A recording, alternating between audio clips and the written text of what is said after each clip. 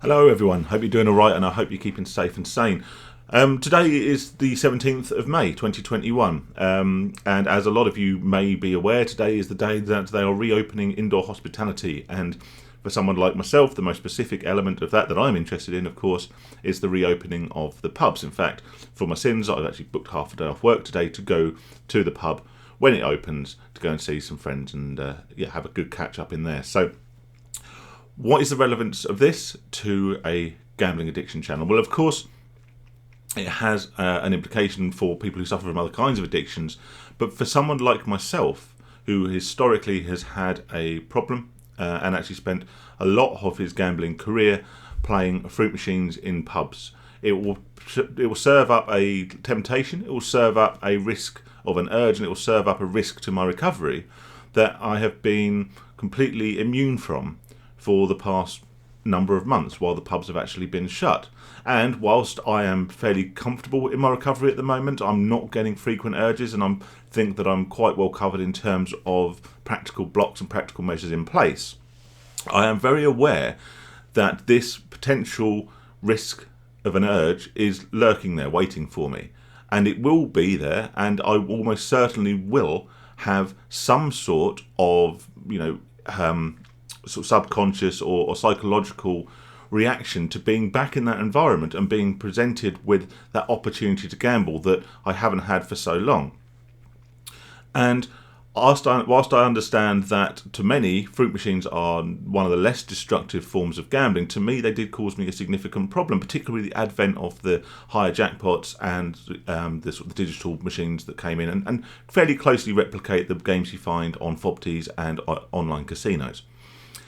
So there is this risk waiting for me, and what am I doing and what have I done historically, and maybe what I recommend that maybe you could do if this is something that you feel might cause yourself a problem, in order to placate this problem, in order to suppress the urge, or in order to ensure that if you do have this urge and this urge arises, you can deal with it, or you have no opportunity to gamble, or it doesn't pose a real threat to your period of abstinence or your period of recovery.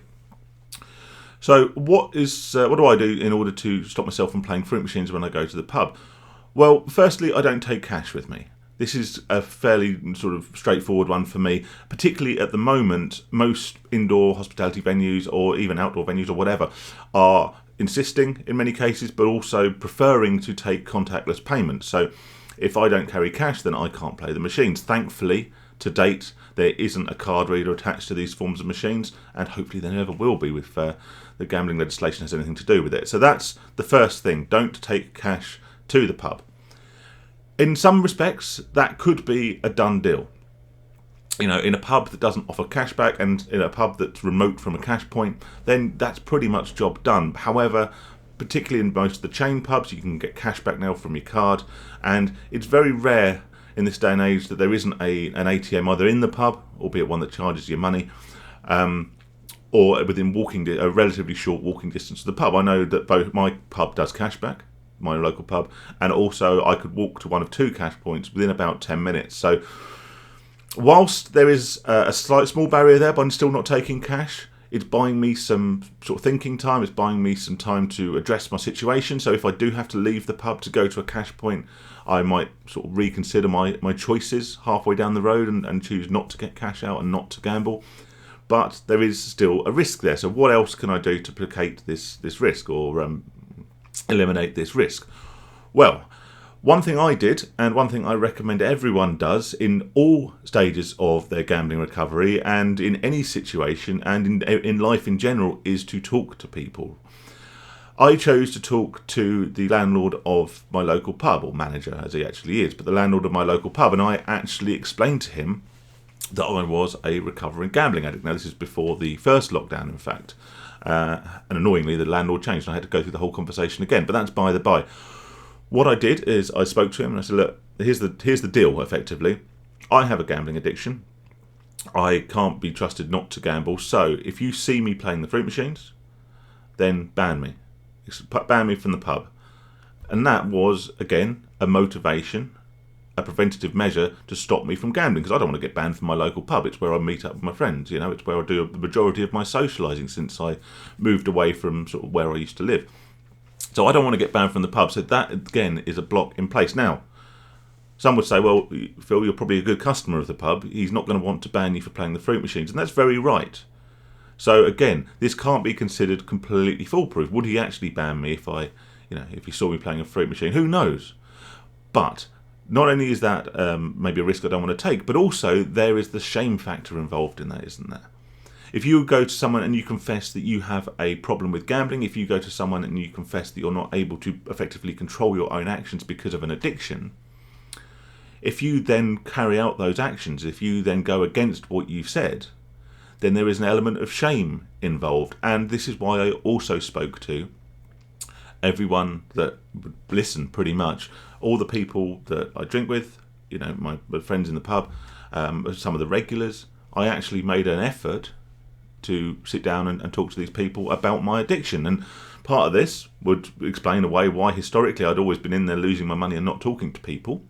I wasn't just an antisocial bastard. I actually just did have an addiction. But most importantly, it also meant there was several sets of eyes. If you talk to the real regulars who are in there every day, you've got several sets of eyes that are always on you, always looking out for you. I actually took this one step further and actually said to them, if anyone sees me playing a fruit machine in this pub, or anyone sees me gambling on anything, indeed, in the pub, then I will buy your beer for the rest of that day. And some of these people are quite heavy drinkers, so that probably would have set me back a few quid. But again, maybe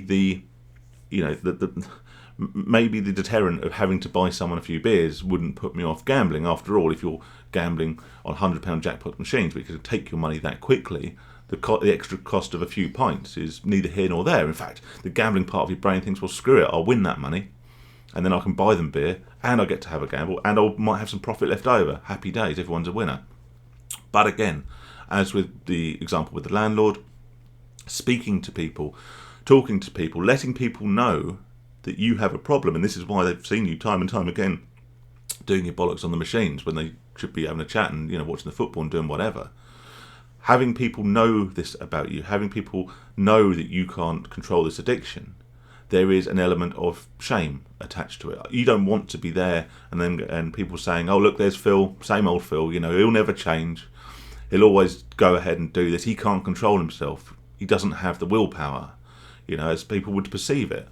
And to me, the deterrent of the humiliation of that, as well as the deterrent of having to buy people pints, and the deterrent of having to potentially getting banned from the pub, and also having to walk outside, possibly in the rain if it's anything like today, to go to a cash point, not having cash on me, not being able to get cash back because I've told the bar staff not to give me cash back.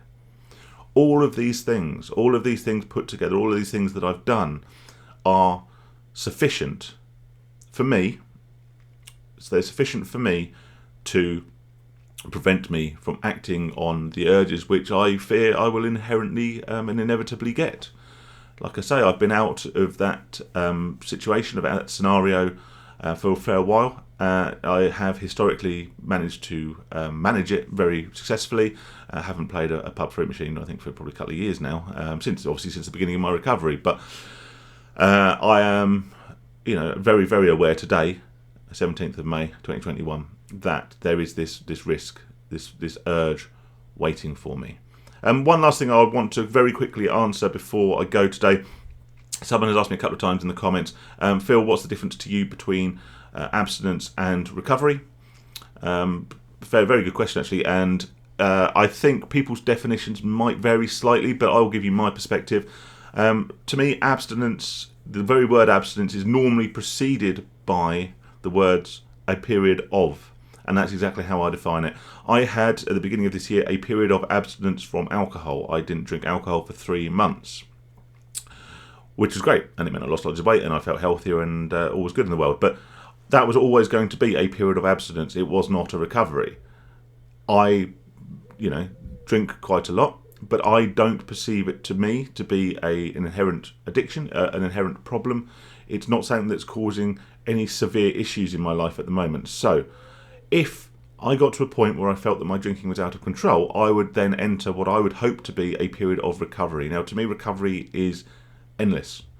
My gambling recovery has no finish date. It has no parameters. It is just ongoing. It is one day at a time, to use a much overused phrase, but it is genuinely that. It is taking one day at a time, ensuring that I stay away from the urges, but also I protect myself from them day after day after day with no conceivable end. And often the reason I don't talk about it in those terms is because, particularly in the early stages of recovery, that will seem like almost unclimbable mountain. The idea of never gambling again becomes a slightly unclimbable mountain. So whilst I'm happy now to say that I am in recovery, which means in theory I can never gamble again, that's my definition of it. And abstinence to me is something where you have set parameters. You say, I'm not going to do X, Y, Z. I'm not going to eat chocolate for a month. I'm not going to drink for a month. I'm not going to do whatever for a month, or for any set period of time. And that, to me, is the difference between abstinence and recovery. So thanks for your question. If you do have any other questions, obviously anyone, just drop me in the comment section below. I do have a scroll through. Like I say, I don't tend to reply to as many as I'd like, but I do read them all. And if I see something that I think, actually, yeah, that'd be a really good thing to talk about, then obviously I'll address it in a future video. But until then, if you are going to the pub today, stay safe, stay sane, stay sober-ish if you want to. And I'll catch you on the next one. Cheers.